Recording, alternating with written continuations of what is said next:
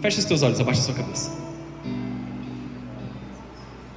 Senhor Jesus, nós estamos aqui na tua casa, na tua presença. E diante dessa palavra, Senhor, nós entendemos que a tua vontade, a tua palavra, ela é boa. E que ao mesmo tempo, Senhor, Satanás e as trevas estão buscando nos enganar, estão buscando nos tirar do centro da tua vontade, estão buscando nos tirar do centro daquilo que o Senhor tem para as nossas vidas. Então o que nós te pedimos nessa noite, Jesus, é que não sejamos enganados, que discípulos verdadeiros se levantem aqui nessa casa nessa noite, que filhos que conhecem a tua palavra, que conhecem a tua verdade, que conhecem o teu evangelho, se manifestem com graça e com poder aqui, Senhor. Vem com o teu Espírito Santo sobre as nossas vidas, vem com a tua graça sobre as nossas vidas. Fala conosco de espírito a espírito, Senhor, porque nós precisamos te ouvir nessa noite. E ao mesmo tempo, Senhor, tira dos nossos ouvidos tudo aquilo, Senhor, que não deve permanecer nas nossas vidas. Todo tipo de engano, toda tentativa das trevas, Senhor, quer ela seja, Senhor, externa, quer ela seja interna, nos nossos ciclos de conversa, ciclos de amizade, quer seja dos nossos sentimentos tentando nos enganar, Senhor. Nós declaramos nessa noite que nós não somos direcionados por aquilo que vemos ou sentimos, mas nós somos direcionados pela tua palavra. Nós diminuímos para que o Senhor cresça aqui nessa noite. Nós menosprezamos a nós mesmos para ganhar o teu reino, para validar o teu reino, para validar a tua palavra, e nós declaramos: faz a tua boa vontade nas nossas vidas, em nome de Jesus, amém e amém. Você pode aplaudir ao Senhor? Aleluia. O tema da mensagem de hoje é um só caminho para Deus, Jesus Cristo. Diga comigo: um só caminho para Deus, Jesus Cristo. Agora você não precisa mais repetir, tá bom? O tema que a gente está falando nesse ano e que nós estamos buscando aprender e nos desenvolver é que discípulos de Deus farão obras maiores. O próprio Senhor Jesus nos disse que se nós cremos nele, se nós mantivermos os nossos corações na presença dele, nós faremos obras maiores do que as obras de Cristo Jesus. E aí Jesus nos diz assim: me peçam tudo em meu nome e eu vos farei. Para que nós possamos pedir as coisas no nome de Jesus, nós temos que estar com o nosso coração alinhado com o coração de Cristo. Somente verdadeiros discípulos estão com o coração alinhado para viverem aquilo que o Senhor Jesus tem para nós. Nós estamos vivendo tempos, amados, em que estamos priorizando aqui como igreja o discipulado e a verdadeira palavra do Senhor. Você viu, né, o que nós fizemos ontem ali como discipulado para o fim dos tempos. Nós estamos preparando um tempo de discipulado, talvez é uma reunião de alinhamento, mas ao mesmo tempo é um discipulado para pais e filhos estarem juntos aí no próximo final de semana, para as crianças do Ministério Infantil. E nós estamos priorizando que vidas cresçam na presença do Senhor. E eu, como pastor, eu preciso pregar essa mensagem para você. Existe um engano no ar tentando te tirar do seu lugar de discípulo, amém? Não estou falando somente de uma guerra espiritual ou uma pessoa, ele está falando de fulano. Não é de uma pessoa ou outra que eu estou dizendo sobre o engano. Não é sobre um político, não é sobre um sistema, não é sobre uma pessoa infiltrada no meio da igreja que nós estamos falando do engano. Nós vivemos em um mundo que constantemente tenta nos enganar. Nós vivemos em um sistema que continuamente tenta nos tirar da vontade do Senhor Jesus, porque o mundo jaz no maligno, amém? Essa é uma realidade. Como discípulos, nós precisamos aprender e entender que nós precisamos conhecer o verdadeiro Jesus. Nós precisamos entender quem é o verdadeiro Jesus, porque mesmo diante daqueles que cearam com Jesus, daqueles que caminharam com Jesus, nós estamos falando dos 12 apóstolos, eles faziam tudo com Jesus, por 3 anos, quase quase que completos. Eles fizeram tudo com Jesus, eles dormiam na mesma casa, eles comiam todas as refeições juntos, eles oraram, eles faziam os milagres, eles estavam juntos o tempo todo com Jesus. Aí Jesus foi crucificado, cada um foi para um lado. João permanece ali com a mãe de Jesus, mas os discípulos eles vão cada um para um lado. Pedro nega Jesus. Outros discípulos ali, eles voltam para suas aldeias, para onde eles vieram. Tudo acabou, tudo terminou. Mesmo aqueles que estavam ali, que sentiram, pegaram na mão de Jesus, que estiveram do lado de Jesus, eles foram enganados também. E nós precisamos garantir, amados, que o nosso coração esteja sensível a quem Jesus é. Amém ou não? Amém. Estamos aqui comigo? Amém. Eu quero fazer uma pergunta provocativa para você. Você sabe reconhecer o verdadeiro Jesus? Pense aí, você precisa me responder. Você sabe reconhecer o verdadeiro Jesus quando ele é manifesto diante de você? Nós estamos vivendo uma geração em que todo mundo fala de Jesus, todo mundo tem uma versão de Jesus. Então, para alguns, Jesus é um grande líder, para outros, Jesus é um grande psicólogo, para outros, Jesus é um grande revolucionário, e eles estão tentando encaixar Jesus numa caixinha que eles gostariam que Jesus tivesse encaixado.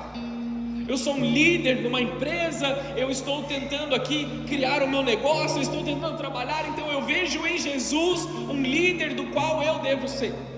E de fato, amados, Jesus é um grande líder. De fato, Jesus é um homem, um grande médico, é aquele que cura, é aquele que ministra, é aquele que conhece as nossas intenções, os nossos sentimentos, é aquele que trabalha em favor de nós. Mas é difícil demais colocá-lo apenas em uma única caixinha de um revolucionário, por exemplo.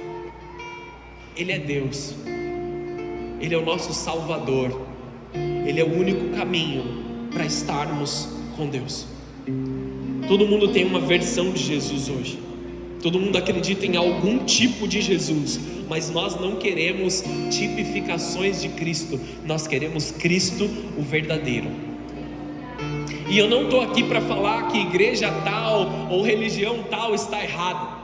Dificilmente, amados, ou nunca você vai me ouvir falar aqui que tal igreja está errada, que tal pastor pecou e falou algo errado. Vocês que estão caminhando comigo todos esses anos que eu estive pastoreando aqui, jamais me ouviram falar esse tipo de coisa. Queridos, nós não estamos aqui para diminuir aqueles que estão fazendo errado, mas nós estamos aqui para apontar o caminho para o lugar certo. Nós não estamos aqui para substituir Jesus, nem muito menos pensamos que aquilo que nós fazemos aqui é melhor do que as outras igrejas ou qualquer outro lugar. Nós estamos aqui como apenas João Batista. Eu não sou o Cristo, Ele é o Cristo, aquele é o meu Senhor, Ele morreu na cruz por mim, amém ou não?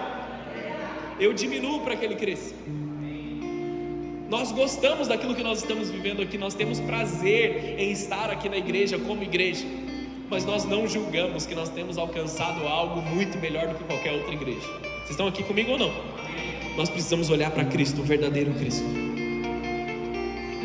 Nem todo mundo conhece o verdadeiro Cristo.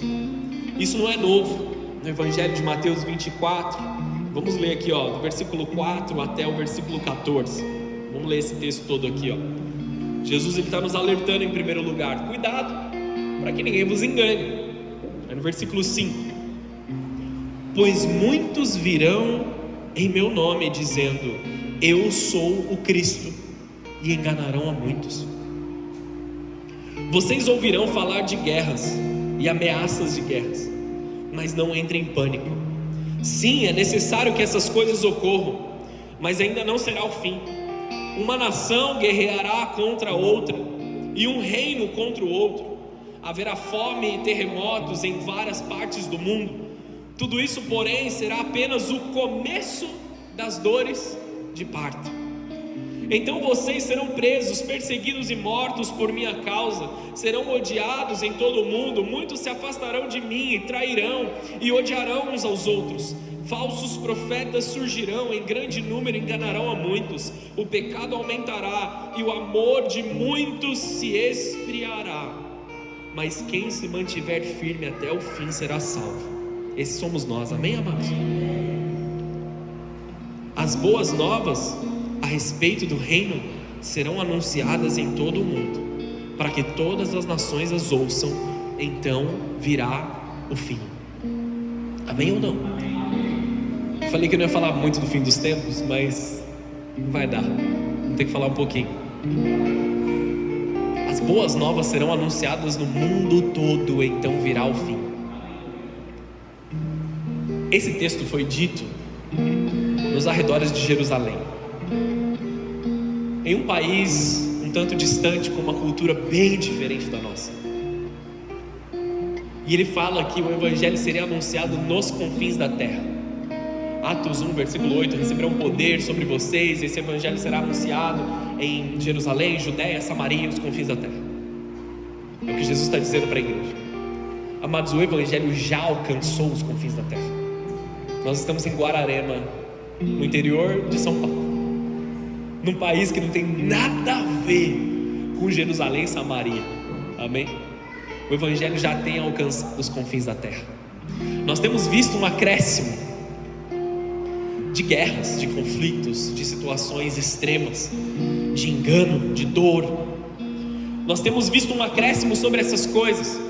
E muitos dizem: o inferno é aqui, eu já não acredito mais em Deus, porque o inferno é aqui, eu já não acredito mais nisso ou naquilo, nós já estamos vivendo uma tribulação, nós já estamos vivendo isso ou aquilo. Muitas pessoas usam de certos argumentos para invalidar a dor do inferno, portanto, eles invalidam a capacidade de salvação de Jesus. Eu não acredito que Satanás seja real, eu não acredito no diabo que ele seja real, eu não acredito nisso ou naquilo, e aí com esse tipo de argumento invalidam a palavra de Deus. Ou eu não acredito na palavra de Deus, foi escrita por pessoas diferentes, em tempos diferentes.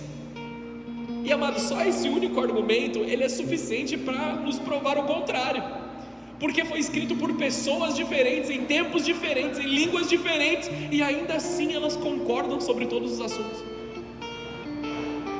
Muitos anos de diferença entre um escritor e outro, e eles concordam sobre o mesmo assunto. Só esse argumento já é suficiente para a gente crer, mas existem tantos outros. Nós temos que crer na veracidade da palavra de Deus.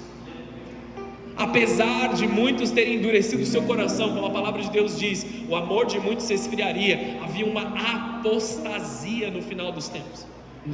Eu creio, amados, que nós somos os cristãos, nós somos os discípulos que viverão o fim dos tempos. Amém ou não? Mas eu preciso te alertar. Embora todas essas coisas já estejam relatadas aqui nesse texto, esse próprio texto concorda dizendo que este é apenas o princípio das dores. Haverá um momento de tribulação, que ele é um momento diferente de perseguição da igreja. A gente falou muito sobre isso, eu vou tentar dar um resumo absurdo, porque senão a gente volta no assunto de ontem, tá bom? Nós estamos vivendo perseguição, amém ou não? A igreja sempre foi perseguida, a igreja sempre teve dificuldades. O próprio apóstolo Paulo, ele foi levantado e ele recebeu uma palavra sobre a vida dele. Cabe a ele sofrer pelo evangelho, cabe a ele sofrer para pregar as boas novas de Cristo. Estão aqui comigo? Continuam aqui comigo? Faz parte do evangelho nós sofrermos pelo evangelho, faz parte do evangelho nós abnegarmos a nós mesmos, diminuirmos a nós mesmos. Nós vamos ser deixados de lado em alguns momentos, nós vamos ser tidos como bobos, nós seremos ridicularizados em certos momentos, nós seremos perseguidos. Vão tentar calar os filhos de Deus, porque Satanás está tentando fazer com que esta palavra não se cumpra e com o evangelho não seja pregado nas nações, amém? Porém, quando tudo isso acontecer e a igreja for arrebatada, vou tentar de novo para você falar amém, tá bom? Quando tudo isso acontecer e a igreja for arrebatada, é esse o lugar que a gente quer estar, amém, amados? Nós queremos subir com o Senhor Jesus. Haverá uma tribulação na terra, e a tribulação na terra não é mais Satanás perseguindo a igreja, agora é a ira de Deus se manifestando contra a terra, contra aqueles que negaram a Jesus. Essa é a maior diferença entre perseguição e tribulação. Perseguição vem das trevas, vem de Satanás tentando parar a igreja. Tribulação é a ira de Deus derramada sobre todo mundo. Amém ou não? Deu um resumo gigantesco de ontem do que a gente falou por horas, né? Mas tudo bem, você pode ter várias dúvidas e depois você me pergunta sobre isso. Isso aqui não é novo, amados. Cuidado para que ninguém te engane. O problema dos últimos dias não é só perseguição. O problema é o engano espiritual. Eu vim aqui hoje com uma missão para trazer sobre a tua vida, te mostrar que existe apenas um caminho para Deus. Existe apenas um caminho para você chegar ao Senhor Deus, e este caminho é Jesus Cristo, não há outro. Existe um ditado que diz que todos os caminhos levam até Deus. A própria palavra de Deus discorda desse ditado. Talvez você se apresente diante de Deus em algum momento da sua vida, ou talvez não, isso é um fato. Você vai ver a Deus algum dia da sua vida. A questão é, como você vai ver o Senhor Jesus? Na volta de Jesus, todo olho verá e todo joelho vai se dobrar. Isso é a palavra do Senhor, amém? Isso é o que está escrito na Bíblia. Toda a humanidade vai ver a volta de Jesus, e todo joelho vai se dobrar. Só que existem dois tipos de joelho que se dobram nesse dia, e não é o direito e o esquerdo, amém? São dois tipos de joelho que se dobram nesse momento. Eu gosto do Mateus porque ele ri das minhas piadas. Nem foi engraçado, mas ele está rindo. Alguns vão se dobrar em alegria, em submissão. O meu Senhor voltou para me buscar. O meu Senhor voltou para consumar a salvação, para consumar a promessa que Ele fez para mim. Outros vão se dobrar em desespero. Senhor, e agora? Eu arrebentei com a minha vida, eu fiz tudo errado até então, eu neguei a Tua presença, eu neguei a salvação, eu não me arrependi, eu não fiz aquilo que me falaram, eu ouvi a Tua palavra, eu conheço a Tua palavra, mas eu neguei o Teu nome. Só que nesse momento, será tarde demais. Nós estamos vivendo a era da igreja, a era da graça. Neste momento, o perdão dos pecados é a atitude de Jesus sobre as nossas vidas. Mas haverá um momento de juízo, amados. E esse momento de juízo, ele vai ser definitivo. Enquanto é tempo, converta o teu coração à vontade do Senhor. Enquanto é tempo, garanta que o teu coração está queimando na presença de Deus. Enquanto é tempo, vá até a presença do teu Senhor. Eu não estou te falando sobre uma religião, eu não estou te falando sobre uma igreja, eu não estou te falando que você precisa ser membro dessa igreja. O que eu estou te dizendo é que você precisa ter um relacionamento com o Senhor Jesus. Você precisa ter um relacionamento vivo com Deus, estar aliançado com a presença de Deus, estar em um lugar onde você se sente parte de uma comunidade de fé, e que você consegue interagir, tirar as suas dúvidas, tirar as suas questões e viver o melhor de Deus para a tua vida. Porque muitos estão sendo enganados.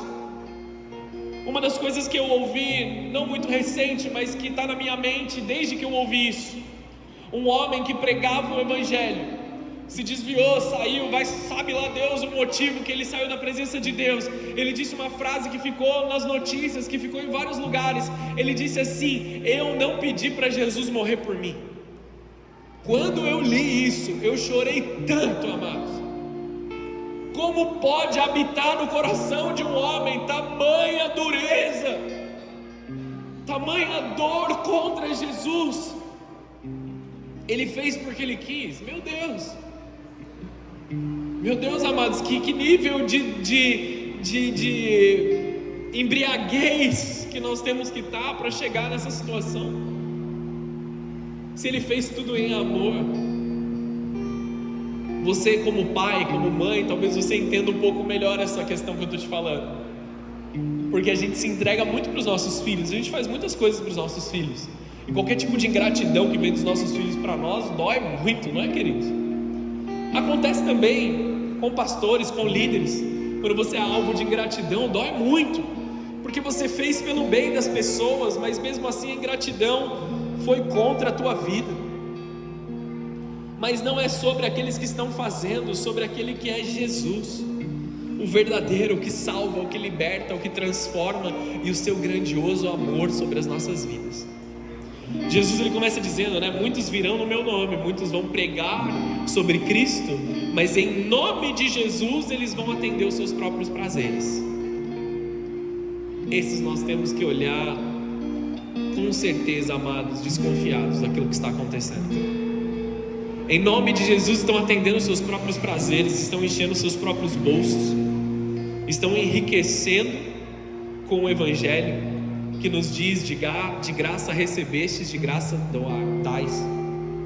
Haverão guerras, haverão fomes, haverão terremotos, haverá perseguição, haverá apostasia, que é o esfriamento do amor, e também, não só amor entre irmãos, mas uma apostasia, um esfriamento da reverência a Deus, é uma falta de temor. Amém? Você está entendendo isso? Ficou pesado aqui? O que aconteceu? Todo mundo meio assim, meio... Falsos profetas vão se levantar. Qual é o problema do falso profeta? Existe o profeta imaturo. Não confunda o falso profeta com o profeta imaturo. Aquele que começou a profetizar e pela imaturidade do seu coração, ele cometeu um erro. A diferença daquele que cometeu um erro genuíno e se arrependeu ao erro, e do falso profeta, é que o falso profeta, ele deliberadamente escolheu enganar as pessoas. Não é que ele cometeu um erro, ele é um falso profeta. Calma aí, seja misericordioso com o irmão que está tentando. Mas o falso profeta é aquele que manipula em favor de satisfazer a sua própria vontade, não a vontade de Deus. Estão aqui comigo? E aí Jesus está falando sobre todas as situações. Ele fala assim: isso é só o princípio das dores. Essa perseguição é só o princípio das dores, porque o mundo que rejeitará o Senhor será lançado a uma grande tribulação. Como serão salvos aqueles que estiverem aqui no meio da tribulação? Essa é a pergunta errada que você tem que fazer. Como eu vou ser salvo se eu não subir no arrebatamento? Não é essa a pergunta que você tem que fazer, discípulo, no fim dos tempos. É como que eu garanto que eu também vou viver o arrebatamento? Amém ou não? Não é para ficar esperando, é para viver o melhor de Deus. Estão aqui ou não estão aqui? Ou você já decidiu no seu coração negar a Jesus? Posso te pastorear aqui nesse momento? Vamos viver o melhor de Deus para nós, não metade, não parcial, não retendo certas decisões da nossa vida. Vamos, amados, entregar 100% do que nós temos, tudo que nós temos no altar do Senhor, para quando Ele voltar nos ares, nós ouvimos a voz e a frase do Senhor que virá sobre nós: entra no teu descanso, servo bom e fiel. Nós estamos aqui dia após dia, culto após culto, ministração após ministração, entrega após entrega, somente para um dia. O dia que o Senhor vai falar: entra no teu descanso, servo bom. Eu preparei uma mesa, eu preparei uma cadeira, aqui está o banquete e a sua morada eterna. Isso aqui é para mim e para vocês. Vamos viver a eternidade com o Senhor Jesus. Isso aqui não é o fim, esse é o começo das dores, amados, que Jesus está dizendo. E o ponto central é: o amor de muitos se esfriará. Não é de hoje que o amor das pessoas se esfria. Não é de hoje que pastores fazem coisas erradas, que pastores machucam as pessoas, que pastores fazem mal para a igreja. Amém? A questão é que nós precisamos fazer do jeito certo. Nós precisamos olhar para aquilo que é certo. Se eu pedisse para você levantar a mão aqui, quem já foi machucado pela igreja, não levante a mão, guarda aí a sua mãozinha. Mas se eu pedisse para todo mundo levantar a mão aqui, quem já foi machucado pela igreja, eu também ia levantar minha mão.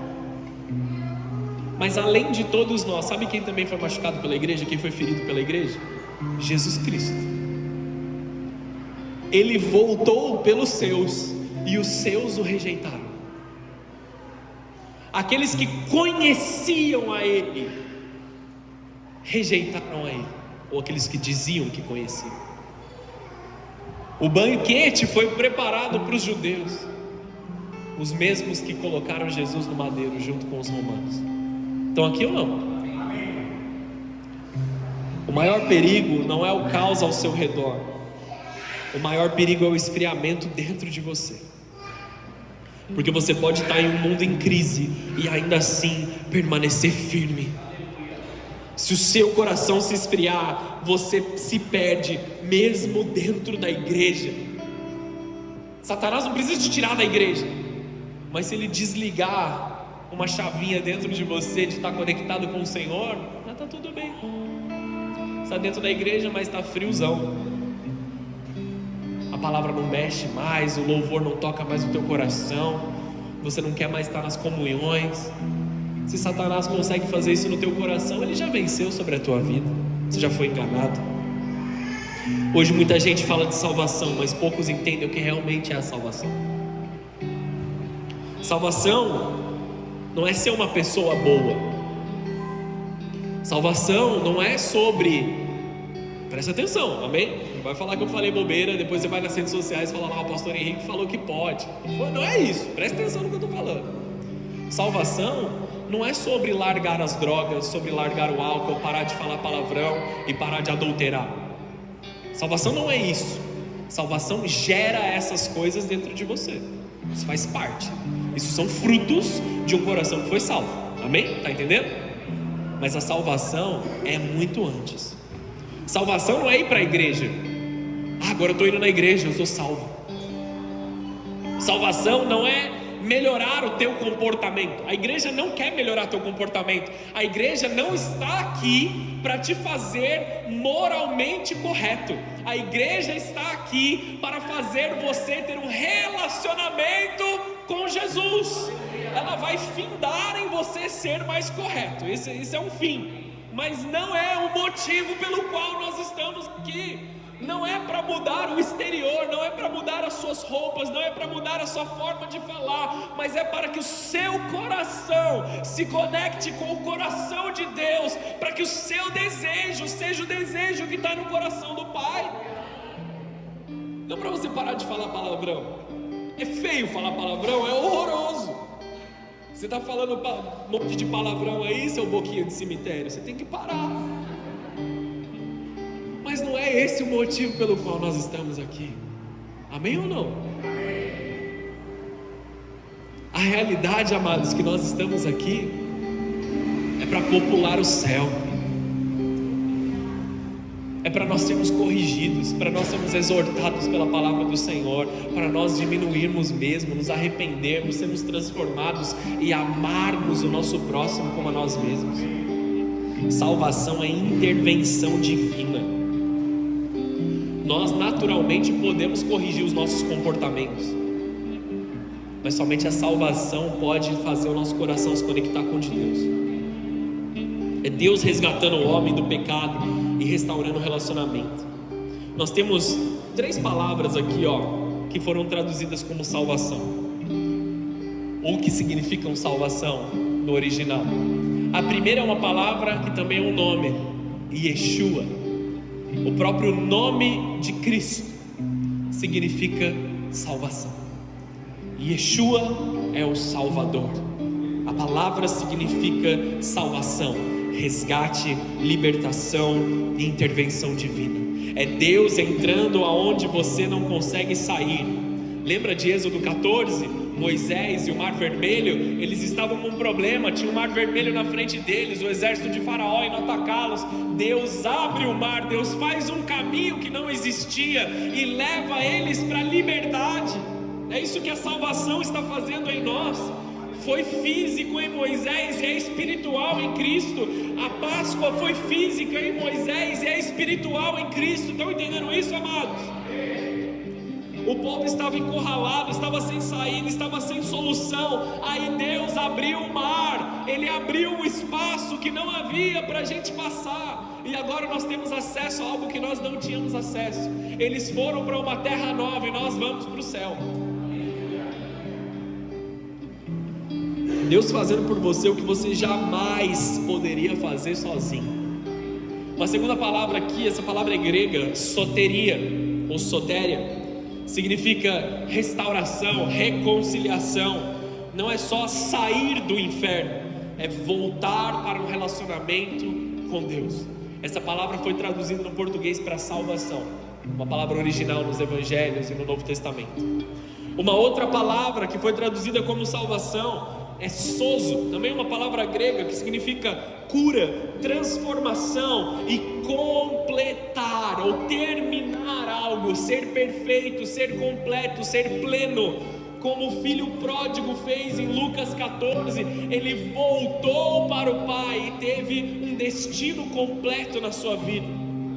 Ele não só volta, ele é restaurado, ele é reintegrado, ele é transformado. É isso que Deus faz com você quando você abre teu coração para a presença dele.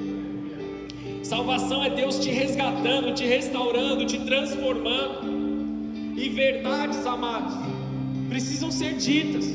Existe só um caminho. Atos capítulo 4, versículo 12, abre lá comigo.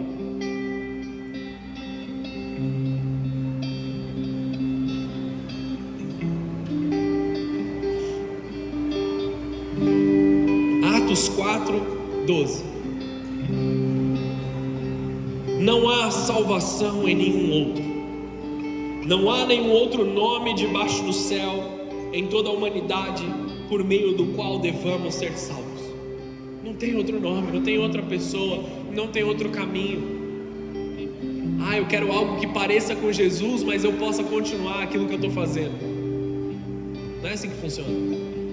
Eu quero um Jesus que seja mais leve, eu quero um Jesus que seja mais assim, mais daquele jeito.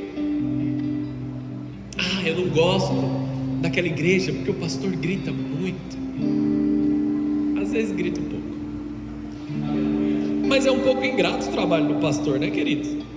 Se grita muito, fala muito. Se grita pouco, não tem paixão. Se prega muito, ele exagerado. Se prega pouco, não estudou direito. É difícil, né, mas graças a Deus não é sobre mim, não é sobre o pastor, é sobre aquele que a gente está tentando apontar aqui, é sobre aquele que nós estamos tentando indicar qual caminho. Não tem outro nome. E não é o fato de você gostar disso ou daquilo que vai te trazer a salvação, é o fato de você se relacionar com Jesus. Homens serão falhos, a igreja, ela é falha até a volta de Jesus, ela só é santificada na volta de Jesus. Nós somos falhos, seremos falhos. João 14,6: eu sou o caminho, a verdade e a vida. Jesus dizendo: eu sou o caminho, a verdade e a vida. Jesus não disse um caminho, ele disse o caminho, o único caminho. Não é por obras, amados, como Efésios 2, versículo 8 diz: vocês são salvos pela graça, por meio da fé, e isso não vem de vocês, é uma dádiva de Deus, não é uma recompensa pela prática de boas obras, para que ninguém venha se orgulhar. Não é sobre o quão bonzinho você é, quantas cestas básicas você dá para as pessoas, quanto você ajuda os necessitados, quantas palavras bonitas você diz para as outras pessoas. Não é sobre o que eu e vocês todos juntos podemos praticar. É sobre o mérito de Jesus Cristo, não o nosso mérito. A única coisa que nós podemos incentivar a Deus a fazer é nos mandar diretamente para o inferno. Essa é uma realidade, amém? Nem te avisei que eu ia pegar pesado nesse momento, mas essa é uma realidade sobre as nossas vidas. Nós não somos salvos pelo nosso merecimento, nós somos salvos pelo merecimento de Cristo Jesus na cruz. No seu melhor dia, você ainda precisa da graça de Deus. No dia mais produtivo que você tiver da sua vida, você precisa da graça de Deus. No dia mais crente que você tiver, você ainda precisa da graça do Senhor Jesus na tua vida. Você nunca pode ser bom o suficiente. Você consegue deixar essa realidade entrar no teu coração? Recebeu um elogio, meu irmão? Recebeu um elogio, tocou isso no teu coração? Senhor Jesus, é pelo Senhor. Parabéns, você fez um negócio muito legal. Olha como você toca guitarra bem, parabéns. Glória a Deus. Amém? Glória a Deus. Deus seja louvado em tudo que nós podemos fazer, em tudo que nós sabemos fazer, em tudo que nós temos. Deus seja louvado. Salvação exige arrependimento. Parece muito fácil, pastor. Eu só me aproprio da graça de Jesus e eu estou salvo? É simples assim? É fácil desse jeito. É simples dessa forma. Não requer merecimento, não requer obras, não requer nada, requer apenas a sua entrega. E aí o Espírito Santo começa a agir dentro de nós, e um fruto da salvação dentro de nós é arrependimento. O Espírito Santo começa a nos transformar, começa a nos mexer, começa a nos chacoalhar, e aí a gente começa a trazer frutos de arrependimento. A gente começa a desaprender algumas coisas que nós achávamos que eram extremamente importantes, e agora a gente aprende a fazer coisas novas. Eu gosto quando eu estou conversando com o pessoal assim: eu vivia isso, eu sempre vivi isso, a minha vida inteira eu cheguei até aqui, mas agora Jesus me mostrou um caminho diferente. Isso é maravilhoso, amados. Nós desaprendemos certas coisas que nós aprendemos errado. Lucas 13:3, não precisa abrir, só acompanha comigo no telão. Diz assim, de maneira alguma, mas se não se arrependerem, vocês também morrerão. Como eu posso gerar arrependimento no meu coração? Você não consegue, tá bom? Isso não vem de você, isso vem do Espírito Santo. Será que eu sou batizado no Espírito Santo? Pergunta boa essa. Você já se arrependeu de algo errado que você fez? O Espírito Santo habita no teu coração. Esse é o primeiro sinal de que o Espírito Santo está te batizando de graça, de amor, de cuidado. Sem arrependimento não há salvação. Uma evidência de que você foi salvo é que lá atrás, em algum dia da sua vida, você se arrependeu de alguma coisa e você continua se arrependendo gradualmente, de tempos em tempos. Talvez não na mesma magnitude, talvez você fosse um usuário de drogas, ou talvez você cometeu crimes absurdos no passado, você se arrependeu disso e agora você está vivendo outras coisas, você está se arrependendo de pequenas coisas, você está mudando aos pouquinhos, mas o Espírito Santo continua gerando salvação na tua vida. E ainda que você não tenha vivido um passado absurdo, um passado criminoso, se você se arrependeu da tua dor, da tua mágoa, da tua dureza de coração para com o teu próximo, se você se arrependeu de algo que você fez, você se entregou na presença de Jesus, você estava vivendo pesado por causa das dores que o inferno causava sobre a tua vida, se você estava vivendo em remorso, você estava vivendo em vergonha, e Jesus tirou isso de você através do teu arrependimento, você foi salvo. Como você pode com tanta certeza, pastor, afirmar que você vai ser salvo? Amados, eu lembro do dia que Jesus tocou meu coração. Eu lembro do dia que Jesus falou comigo pela primeira vez. E eu lembro do quão indigno eu me senti, do quão pequeno eu me senti na presença dele. E ele não me julgou, ele não me diminuiu, nem mesmo foi uma bronca. Ele só falou: vem, filho, deixa eu te mostrar algo melhor.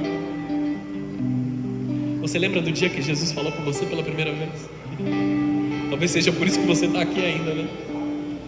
E se você está ouvindo a palavra do Senhor pela primeira vez nessa noite, Jesus quer entrar no teu coração de forma poderosa.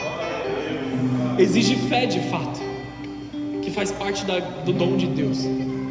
Romanos capítulo 10, versículo 9: se você declarar com a sua boca que Jesus é Senhor e crer em seu coração que Deus o ressuscitou dos mortos, você será salvo. Existe fé dentro do teu coração, use a tua boca para declarar que Deus é o teu Salvador. Você não precisa vir até mim, você não precisa procurar um outro irmão, um diácono, alguém que é líder daqui da igreja e falar assim: eu creio em Jesus. É você falar com o seu Senhor. Creia no seu coração, confesse com a tua boca. Nós falamos no culto passado do processo da salvação. Tudo começa na justificação, em que Jesus disse que Ele pagou o preço em nós, e aí nós não temos mais que pagar o preço. Por que Jesus tinha que morrer na cruz? Porque o salário do pecado é a morte. Se Jesus não morresse na cruz, eu e vocês teríamos que morrer. Amém ou não? Estão entendendo isso? Ele já morreu, a gente não precisa morrer. Ele foi abandonado por Deus na cruz, para que nós não fôssemos abandonados por Deus por toda a eternidade. Amém? Nós nos apropriamos da salvação, nós somos justificados. E aí nós somos regenerados. 2 Coríntios capítulo 5, versículo 17. Logo, todo aquele que está em Cristo se tornou uma nova criação. A velha vida acabou e uma nova vida teve início. Você começa a mudar, a sua mentalidade muda, os seus desejos mudam, a sua vida começa a mudar. Não é algo que você faz para ser salvo, é algo que acontece porque você foi salvo. Não é algo que você se esforça para fazer dentro do teu coração, é algo que sai naturalmente de dentro de você. Tem um amigo meu que toda vez que ele me vê, ele me zoa, porque teve um dia no meu trabalho, ele estava lá presente, que assim, as pessoas me tiraram do sério, ele me viu saindo do sério. Aí eu abri a boca para xingar, eu abri a boca para brigar, e a única coisa que eu consegui falar pro cara, falar assim: cara, não fala mais que você está me ofendendo.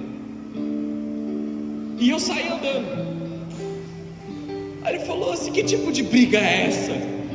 Quem que briga assim? E começou a me zoar. Ele falou: que satisfação que foi essa que você tirou com ele? Eu falei assim: eu não consigo falar outra coisa, eu não consigo ofender, porque de dentro de mim não vem algo que eu ofendo. Não é porque eu tô bom, amém, amados? Não é porque que maravilhoso, nossa, esse pastor é top mesmo. Não é, eu tenho várias falhas, amém? Te conto todas as outras depois, se você quiser ouvir. Mas naquele momento, eu sabia que era muito mais importante eu não ofendê-lo do que eu me satisfazer ali. Então aqui, a salvação gera algo dentro de nós. A salvação gera algo dentro de nós. Flui natural, não é forçado. É natural. Você não vai brigar? Eu não. Não faz sentido. Nós somos santificados. Filipenses capítulo 2, versículo 12. Quando eu estava aí, meus amados, Paulo está falando para a igreja de Filipe, tá? Quando eu estava aí, meus amados, vocês sempre seguiram as minhas instruções. Agora que eu estou longe, é ainda mais importante que o façam. Trabalhem com afinco a sua salvação, obedecendo a Deus com reverência e temor. O apóstolo Paulo não está mais aqui. Eu vou fazer o que eu quiser da minha vida. A gente vai fazer um bagulho aqui agora, mas não conta para o pastor, beleza? Vai fazer a menor diferença se eu souber ou se eu não souber. Talvez faça a diferença no seguinte: de eu saber e ir lá te zoar. Amém? Mas não é sobre quem está olhando, não é sobre quem está supervisionando as suas atitudes. Santidade é sobre o que você faz quando você acha que ninguém está vendo o que você está fazendo. Estão entendendo? E por que eu disse você acha que ninguém está vendo? Porque Deus está sempre te vendo. Deus está sempre de olho nas suas atitudes. Eu estou sozinho, eu vou arrebentar naquele pecado lá. E Jesus? Ele não está com você o tempo todo? Deus não está te vendo? Agora todo mundo saiu de casa, eu posso fazer o que eu quiser. Você começa a viver com Jesus na ciência de que Ele está com você o tempo todo. Você fala com Jesus, você ama como Jesus, você perdoa como Jesus. Os falsos mestres, eles vão aparecer. 2 Coríntios 11, versículo 4. Vocês aceitam de boa vontade o que qualquer um lhes diz, mesmo que anunciem um Jesus diferente daqueles que lhes anunciamos, ou um espírito diferente daqueles que vocês receberam, ou boas novas diferente daquelas em que vocês creram. Outro Jesus será pregado, Outras pessoas virão dizendo que eles são o Cristo. Outras pessoas virão e tentarão anunciar um Jesus diferente, ou já tem feito isso, um Jesus diferente. Um Jesus sem cruz, um Jesus da empatia, um Jesus do ele tem que me aceitar como eu sou. Estão aqui comigo ou não? Posso falar sobre esse assunto ou não querem que eu fale? Pode falar? Ele tem que me aceitar como eu sou. A única coisa que Jesus não fez na Bíblia inteira foi aceitar como nós somos, pecaminosos. O próprio apóstolo Paulo, cheio do Espírito Santo, ele vai para a igreja e fala assim: sejam os meus imitadores, como eu sou de Cristo. Quem é o alvo? Jesus, não você. Quem tem que ser imitado? Jesus, não o que eu quero, não o que eu desejo, o meu jeitinho. Eu nasci assim, eu sou assim. Irmão, eu nasci desse jeito, eu sou assim, eu sou grosso mesmo. Não, peraí, porque tem gente que não fala que é grosso. Eu falo a verdade mesmo, doa quem doer. Eu sou sincero. Você não é sincero, meu irmão, você é grosso. Amém ou não? Estão aqui comigo? Meu Deus, tem que parar. Deus. Você só está sendo grosso, meu irmão. Você está sendo desagradável. Estão aqui ou não estão aqui? Um Jesus que não morreu, um Jesus que não ressuscitou, um Jesus que não salva. Tem muitos que estão pregando aí de um Jesus que não fez todas essas coisas. Muitas religiões reconhecem que Jesus existiu, mas reconhecem Ele como um profeta.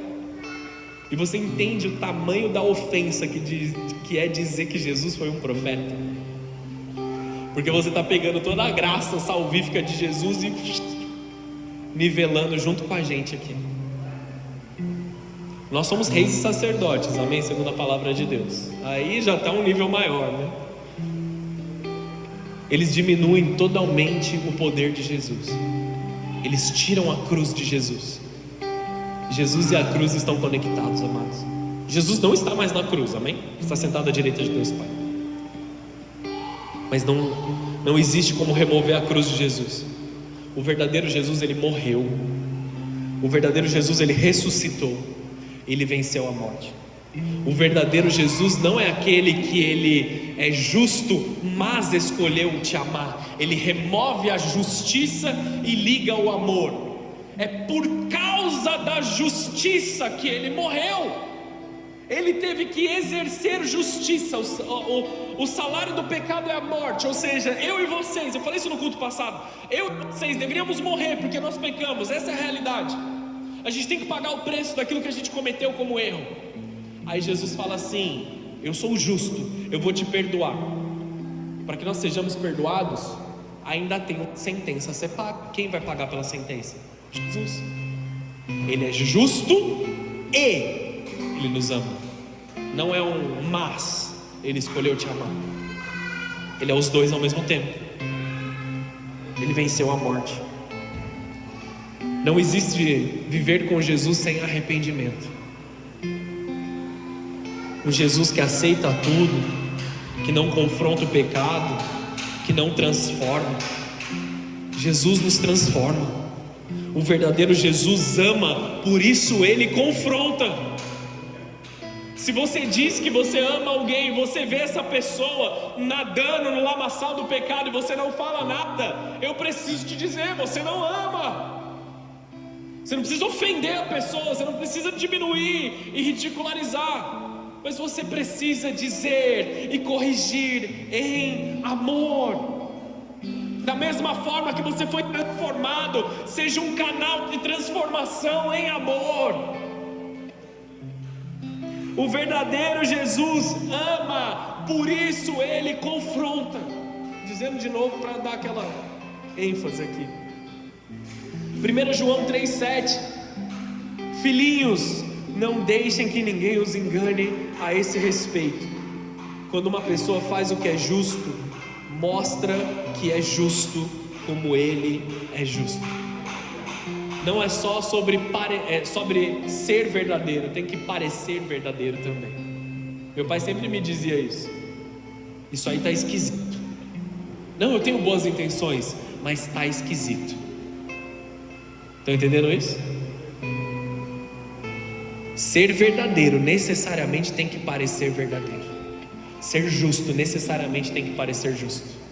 Porque Jesus nos ensina a fugir de Satanás através de fugir da aparência do mal. Não é o mal escancarado na nossa frente, é a aparência do mal. Se é justo, ele se mostra justo, como ele é justo.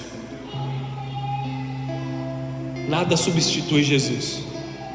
A cultura tenta mostrar um Jesus substituído. A cultura define verdade, tenta definir a verdade. O sistema, ele tenta substituir Deus. Você não precisa orar para o seu Deus, você não precisa se submeter à vontade do seu Deus, você não precisa dos seus princípios. Deixa o sistema cuidar de você. Você não precisa orar por cura. Você precisa tomar esse remedinho aqui que vai fazer a sua dor parar. Está entendendo isso? Foi só um exemplo, até um tanto tosco. Mas nós precisamos aprender a depender mais de Deus do que de qualquer outro sistema, de qualquer outra organização, de qualquer outra pessoa. A igreja não substitui Deus. Estão aqui ou não estão aqui? Nós estamos aqui para adorá-lo. Nós estamos aqui para aprender dele. Nós estamos aqui para sermos corrigidos, para sermos transformados. O homem não pode, nunca pode ocupar o lugar de Deus. Não existe substituição. Romanos 1:25.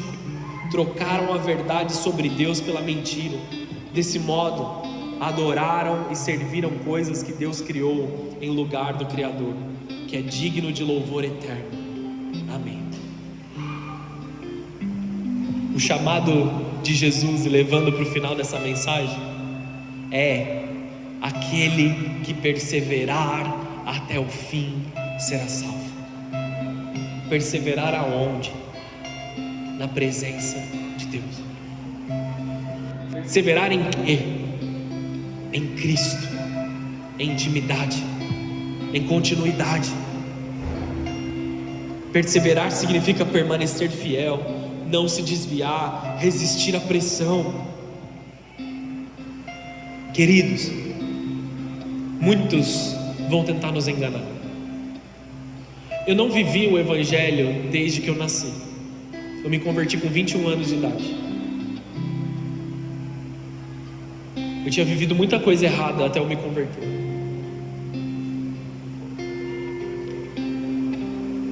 E quando eu me converti, eu fiz novas amizades, como a maioria faz. Mas eu tive o infortúnio de ver muitas dessas novas amizades que eu fiz quando eu me converti se desviando e sendo enganados.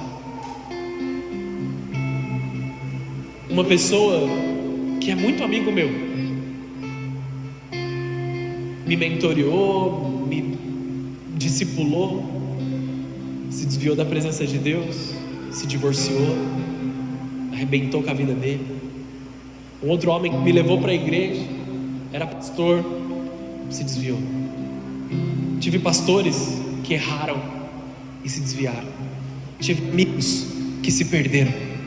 E quando eu olho para vocês aqui nesse momento, eu não quero que vocês se percam. Eu me entristeci por muitos amigos que se desviaram. E eu não estou falando de pecado, estou falando de o cara foi lá e cometeu um pecado. Estou falando de arrebentar com a vida deles mesmo. Eu não quero que essa seja a realidade de vocês. Eu não quero que vocês sejam enganados. E o que aconteceria comigo se eu estivesse nesse mesmo lugar onde eles estavam, permitindo ser enganado? Eu preciso te alertar uma coisa, amados. O nosso amor por Jesus, ele sempre tem que ser maior do nosso amor pelas pessoas. Você consegue entender isso? Vai parecer um pouquinho sensível, amém? Mas é uma realidade. Jesus mesmo disse: eu não venho para trazer a paz, mas eu trouxe a espada. Eu vou trazer, isso não é para todos os casos, mas eu vou trazer a divisão entre o homem e seu pai, entre a filha e a sua mãe. E por que Jesus disse isso? Porque em certos momentos, amar a Deus vai estar em primeiro lugar. Vou aliviar um pouco antes de eu voltar. Quem aqui é solteiro? Se você é noivo e não casou ainda, você levanta a mão, por favor. Quem aqui é solteiro? Isso, casado. Existem 2 estados civis, amém? Solteiro e casado. Solteiros amados do meu coração, qual é a chave do sucesso dentro do casamento? Encontre alguém que ama mais a Deus do que a você.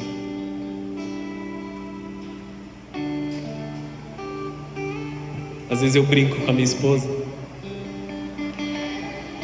Eu virei para ela outro dia e falei assim: eu já disse que você é a minha vida? Aí ela falou: não, você nunca falou isso. Eu falei: porque não é, Jesus é minha vida. Eu te amo. Ela nem está aqui agora, foi fazer alguma coisa. Eu te amo mais do que tudo, mas você não é minha vida. Minha vida é Jesus.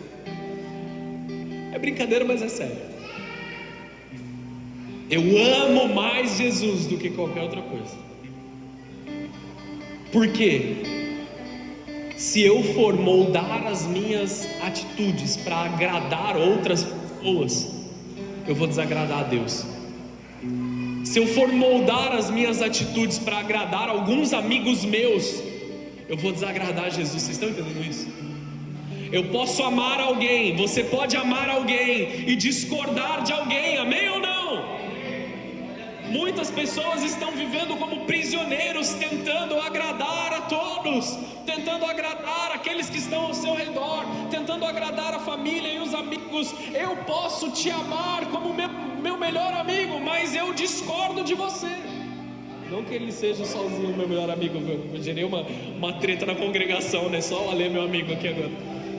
Eu posso amar um irmão, eu posso ter uma pessoa ali que caminha comigo todos os dias, mas ainda assim discordar dele para concordar com Cristo. Vocês estão entendendo o motivo do que eu estou falando? Não é para você gerar treta com as pessoas ao teu redor, mas é para que Cristo guie as suas atitudes e não as pessoas ao teu redor, não a pressão. Porque, amados, aqueles que vocês admiram, eles vão errar, como aqueles que eu admirei no passado erraram. E eu não posso me submeter ao mesmo erro. Eu preciso, em amor, cuidar deles, abraçá-los, respeitá-los. Talvez o relacionamento se rompe, não vai dar pra gente continuar o relacionamento. Às vezes acontece disso.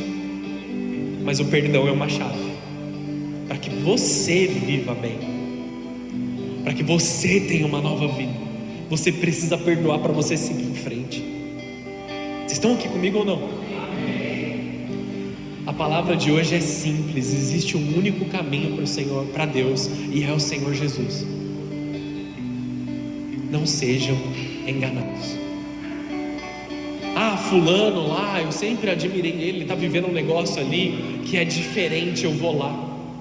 Ainda que anunciem sobre um evangelho diferente desse que eu preguei, seja ele anátema.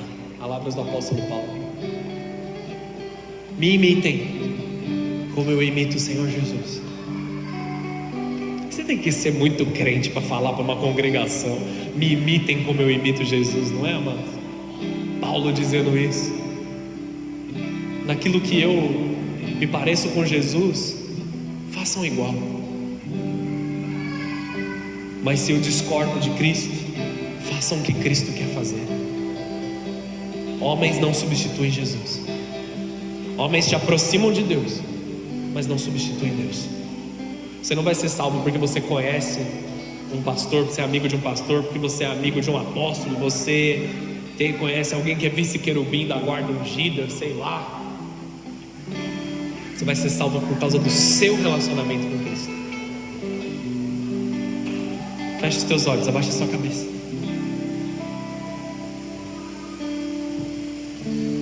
pessoas são enganadas, o amor se esfria. Mas existe uma saída para nós.